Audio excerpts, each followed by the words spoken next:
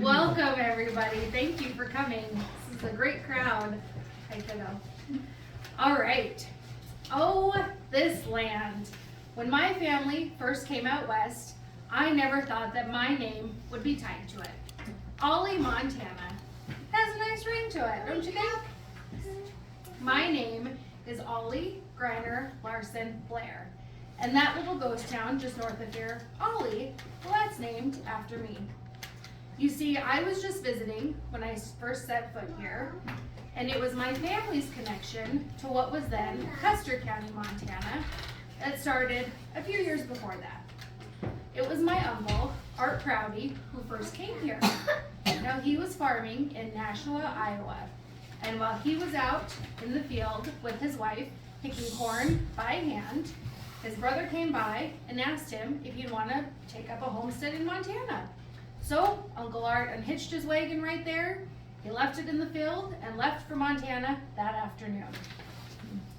On October 31st, 1907, Uncle Art filed his homestead, 160 acres, all for a $23 fee, and all on a whim. I guess you could call that a stroke of fate. Those first couple years were like living in paradise. There was this weather pattern from the Japanese ocean currents that created a couple of mild winters. They didn't even need to wear overshoes those first few years, and they thought they had found the Florida of Montana. Right? Of course, that land had a few surprises in store. Yes. And after hearing all the incredible stories about eastern Montana, Grandma Greiner and I came out for a visit in the summer of 1909. Now, our family had written to us about the beautiful big skies, the badlands, the sage, and the cedar wood that could be split into the sturdiest fence posts you'd ever see. Well, they weren't wrong. What a place this was. So, Grandma and I went back to Iowa. We convinced Grandpa and my husband to move out to eastern Montana. Now, one memory from that visit stands out clear as day. My father, Lee Greiner, he was cooking grouse and sage hens over a campfire in the rain. Well, he had an umbrella over the fire to keep it from going out while the birds sizzled, and we cooked potatoes in a large kettle pot. And that evening, we slept in a leaky old barn out by Cap Rock, wet hay and all. Now, looking back, that was one of the happiest nights I can remember. It was simple, yet full of life. Out here, you learn to be resourceful and make the best of what you have. And my father was good at that. He certainly wasn't one to sit idle. In 1911, he helped build the first general store and the post office, and he was even appointed the first postmaster. And that's how Ollie got his name. He submitted 3 names, including Florence, but there was already a Florence, Montana. So just like that, they picked Ollie. Has a nice ring to it, if I do say so myself. And I wasn't the only one who thought so. The first baby born in Ollie was a little girl, and her parents named her Ollie Louise Wilson. It's funny how things work out. Now, out here, one of the first things you need is a school. So soon enough, Beaver Valley School was up and running, and it started in a simple homestead shack. Now, wooden planks balanced on nail kegs served as desks, and everyone brought their books from home. Now, the school might have had humble beginnings, but before too long, we had a full 4-year accredited high school. We even had a school newspaper, the Ollie Owl. And our first graduate, Lillian Esme, was the class of 1921, and our peak enrollment in the 1927-1928 school year was 113 students. Yes, Ollie was growing. From about 1913, we started hearing reports that the Northern Pacific Railroad would be putting down a track from Beach, North Dakota to Ollie. Now, as they started laying track, my father started laying out a township on his Northwest 40. Well, August 11, 1915 was lot sale day. Over 500 people came, and we had lunch served by the Ladies' Aid, and a big dance at the pool hall that night. And this photo up here is some of those ladies who served refreshments. So, later that month, the train was up and running.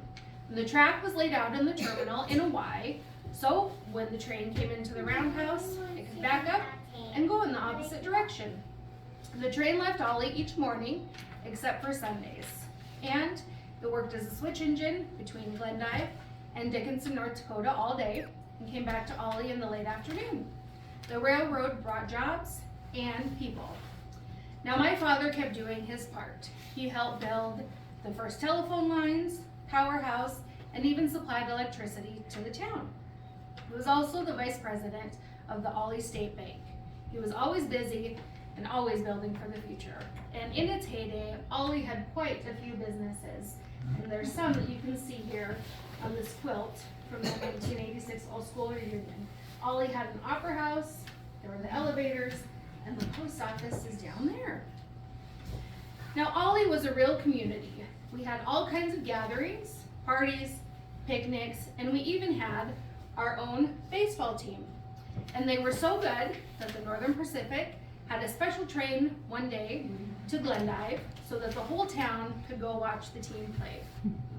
We had Wild West bucking contests, horse races, and agricultural talks and dances, lots and lots of dances. Whether it was in the school, someone's home, or in someone's barn, we played music and danced long into the night. Now, my grandpa, he would play the fiddle, and my grandma, well, she could jig like nobody's business. Those nights brought everyone together, but it wasn't always easy living out here. There were droughts, grasshoppers, hailstorms, and the harsh winters. And we lost a lot of good people along the way. Little Dorothy Kess, she died of diphtheria in 1916, and her grave was the first one in the Ollie Cemetery. And you remember Ollie Louise Wilson. We lost her mother and many others to the flu epidemic of 1918. Still, folks were tough. You had to be. Things change though, even things that you think will last forever. The last class at the Beaver Valley School graduated in 1947. The railroad pulled out and the post office closed. And I didn't stay either. I ended up back in Iowa. And I worked at a boarding house. So I would come back to Ollie from time to time, and when I was ready for a trip back, I would get on a truck headed west and show up in Ollie suddenly and leave the same way. And yes, times change, but when I think about those early days, the hardships and the joys, I feel proud of what we built. The people of Ollie, they were resilient. They had dreams, and they made those dreams happen. And even when the town dwindled and when people began to move away, Ollie remained a place that holds memories of perseverance, laughter, and love. And I suppose in a way, the town of Ollie is kind of like me, full of determination, strong-willed, and a little bit unexpected. But we made our mark here. My family and all the other folks along the way who worked so hard, this place is a testament to their grit. And as long as someone remembers, as long as someone knows the stories of Ollie, then Ollie will live on. It's funny how a name can carry so much. This land has seen so much change. But the spirit of it, the spirit of Ollie, that will never change.